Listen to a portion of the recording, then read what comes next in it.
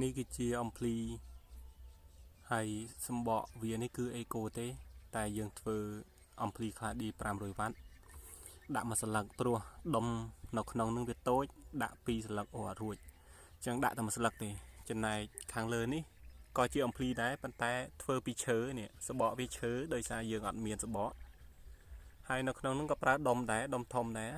ប៉ុន្តែនៅតែអូសខ្លះឌី2ស្លឹករួចអញ្ចឹងឆ្នៃយូមកសាក់ធ្វើខ្លាយ AB នេះគឺជាផែនតិចរបស់វាព្រោះអីព្រោះដុំធំដែរប៉ុន្តែភ្លើងចូលនៅផ្ទះខ្ញុំគឺអត់គ្រប់220ទេអញ្ចឹងភ្លើងចេញមកវាប្រើប្រាស់ជាមួយនឹងខ្លះឌីអត់កើតភ្លើងវាឡើងចុះណាអញ្ចឹងយើងងាកមកគិតមើលថាគួរប្រើ switching ឬក៏ប្រើដុំភ្លើងបាទនេះគឺជាបញ្ហាសម្រាប់បងប្អូនចង់ដឹង